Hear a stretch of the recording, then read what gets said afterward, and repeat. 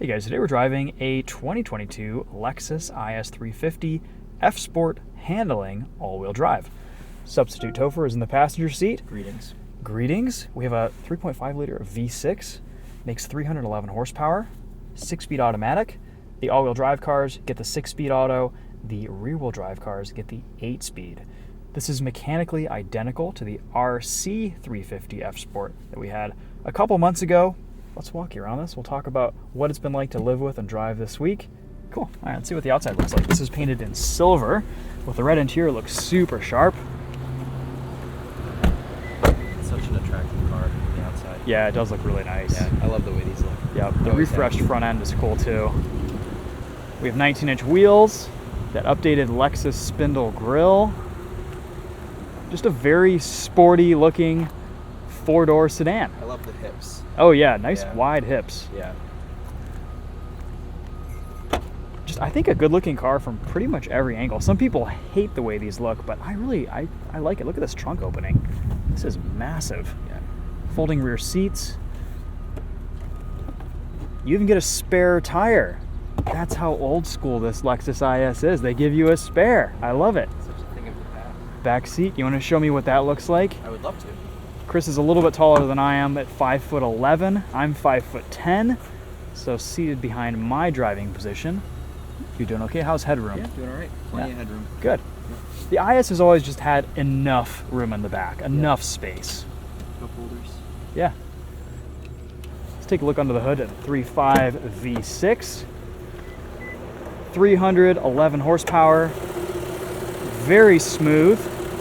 Fuel economy isn't amazing, only 26 mpg highway and 19 city for a 22 mpg combined rating, but I could probably do a little bit better than that. Have you done a fuel economy test on this yet, or no?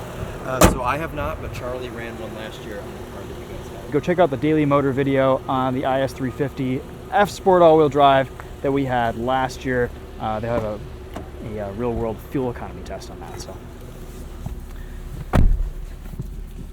I feel like this car is just kind of the right size too. It is. It's the right size for 2022 because I feel like my first gen IS is the perfect size and was the perfect size for 2003. Yes. It's grown just slightly, but so has everything. So they've kept that formula just about perfect. It's still a manageable vehicle on a road. Yep. It fits in the garage well. Yeah, nice looking reverse camera. I mean, Lexus has done a nice job updating this car and keeping it fresh, given how long this generation has been out. And I like that they've added a touchscreen recently. Mm-hmm. Yes, the screen just kind of juts out of the dashboard. It's not as beautifully integrated as it could be, but the functionality is improved. I think that's worth it. Yeah. I love the feel of the buttons, and the feel of this interior is so high quality. I'm not seeing that same quality from some newer Lexuses like the NX. Yeah. Also use of materials, because this stuff isn't going to scratch, you know, and they put this in just the right spot. You've got a little bit of piano black up here, but where it really matters. All of this is non-reflective, Yep. and on a sunny day like today, that makes a big difference. Yep. All right, let's take this for a drive.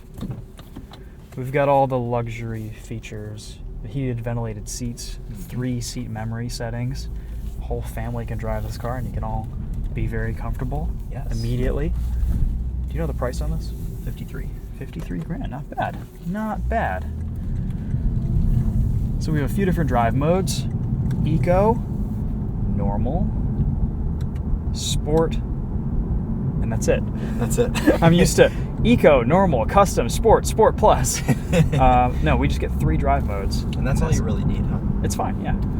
Normal has very smooth transmission programming. Sport ramps things up a little bit. It gets a little bit jerky, to be honest, especially with this 6-speed auto.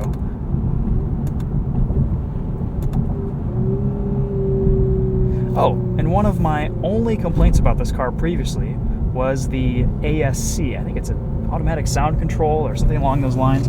There's a little switch down at the bottom here where you can turn that on. It's on right now. And it kind of plays augmented engine sounds through the speakers. It's just not a very pleasant sound, but Lexus is very smart, and then it created a physical button for it And you can turn it off. So here it is off. That sounds more like a regular V6, which I appreciate.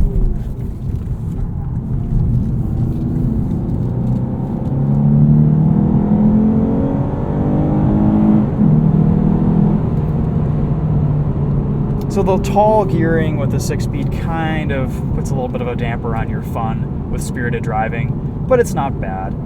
Honestly, I'd probably take the 8-speed auto rear-wheel drive car. Yeah. Yeah, you also have that little hump by your right leg with the all-wheel drive car. Oh, yeah, that's right. Transfer case or whatever. There's a little tiny, there's a little little bump. divot bump by your foot. I didn't notice it until you mentioned it. Yeah. No, you don't really notice it unless it's pointed out, but then once it gets pointed out, it's like, oh wow, there's like It's a big intrusion, yeah. But as a daily driver, just driving this thing around normally, a little acceleration around here or there. The V6 sounds great. Yeah. It's too bad it's not more fuel efficient, but that just again kind of shows the age of this car. I just miss like the low down torque of the 2JZ. Yes, that is such a great torquey engine. Yeah, this you really have to rev out. And the gearing is very tall. Yeah. Second gear is over 60 miles an hour. On one hand, I like that they still have a 6-speed in this because it's not the new 10-speed automatic that's got all sorts of gears and it never knows which one to choose. Yeah. But at the same time, I'm like, the gearing is way too tall. I think 8 is the proper number of gears for an automatic. 8 is perfect. 8 It's a is sweet really spot. good. Yeah. And I like a 5-speed manual. Yeah. I miss 5-speed manuals. Yeah. Well, you just have to get a Polaris slingshot. Exactly. Exactly. With the old Miata transmission. Yeah. It's very quiet. It is. You know what's funny? I was at the grocery store yesterday, and some idiot in a Jeep, their car alarm was going off. And I was like, oh, that's so annoying. And I get in this Lexus, and I shut the door, and I just couldn't hear it anymore. Complete That's isolation. how quiet it is in here. That's funny. Let's see what eco mode is like. Ooh, much more dull throttle response.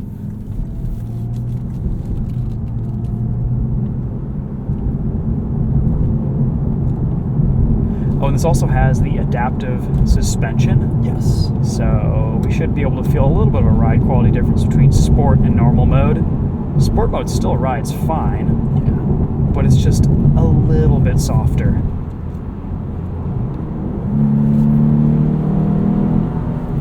I always appreciate how Lexus can do all this like F-Sport handling stuff, but they can still make the car ride so smooth. Yes. Yeah, they do a good job with it. Yeah. We're going to turn traction off just a little bit because we're getting a tad bit of intervention. Yeah, I found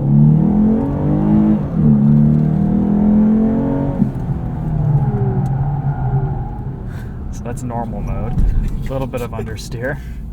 You can still feel the 3,800-pound weight of this car. Yes, yeah, there's definitely a good amount of safe understeer to this chassis.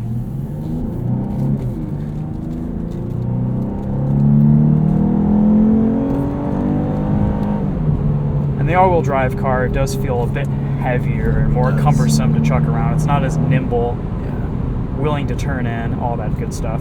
It's about 150 pounds more than the rear-wheel drive car, which isn't terrible. No, it's not terrible. But definitely kind of upsets the beautiful balance, though, Lexus achieved with the rear-wheel drive car.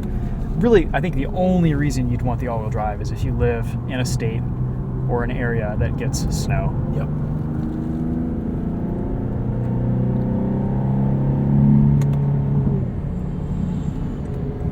It's probably pretty hard to find rear-wheel drive Lexus ISs in Michigan, honestly. sure, At the dealer, I bet they don't even stock them.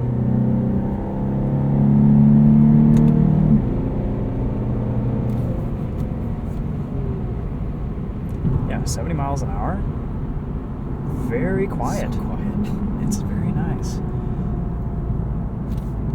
I've always thought one of these cars would just make an excellent daily driver. It's not the best at anything when you compare it to the competition, but overall, it's just an easy car to live with. Mm-hmm. It's not overloaded with complicated tech and difficult to use switchgear. Peace of mind you get with this car. Yeah, it's going to be super reliable. The steering is really nice. It has a great weight to it.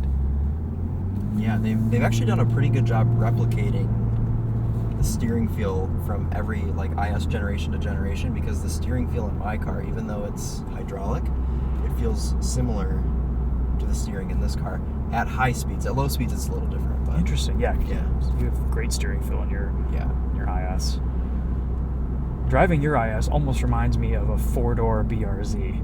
Yeah. Like- Yeah, I agree. Yeah, I love that car. The differential kind of acts the same way. It's shorter wheelbase, a little bit smaller. Yep. Torque feels great. Yeah. If only they could recreate some sort of an inline six, I think this would be a super proper evolution. Oh man, yeah. I'm just personally like not a huge fan of V6s, so.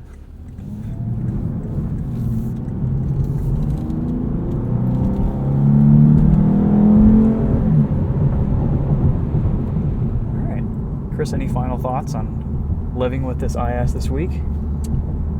Other than just ease of ownership or living with ship, Daily operation. daily operation, I mean, it's really been great. It's not stress inducing to drive this car anywhere. I mean, even though it's a sport sedan, $50,000, like I feel like I would just be comfortable getting in this car and driving it anywhere, driving it to California, whatever. That's a because- really good point. It's both sporty and relaxing, Yes. which is sometimes a difficult combination to achieve. Yeah, Lexus has that pretty dialed in.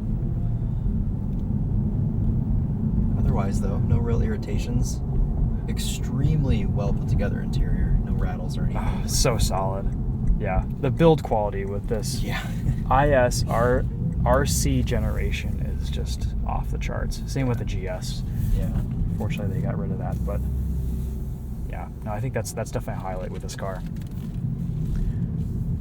Okay, guys. Well, again, we've already reviewed this in the past, but we had one of these at our disposal this week, so I figured we'd just kind of do an updated, refreshed video and tell you about the ASC, just kind of talk to Chris about his thoughts, and an interesting discussion about this and your first generation IS. Yeah. How I think they've kind of kept the same philosophy going. Of course, they've gotten rid of the manual transmission. Didn't they offer a manual on these in the mid-2000s briefly? The Yep. IS 250 had a Yep. 6-speed or something? The second gen IS also had a manual, but after that, killed it. Yeah, I've only seen a couple of them listed here and there. Same. Yeah, they're super rare. They may even be rarer than the first gen, Yeah. which was only 5% manual. So. No. Well, they're not coming out with a manual No. ever again. No, that's done.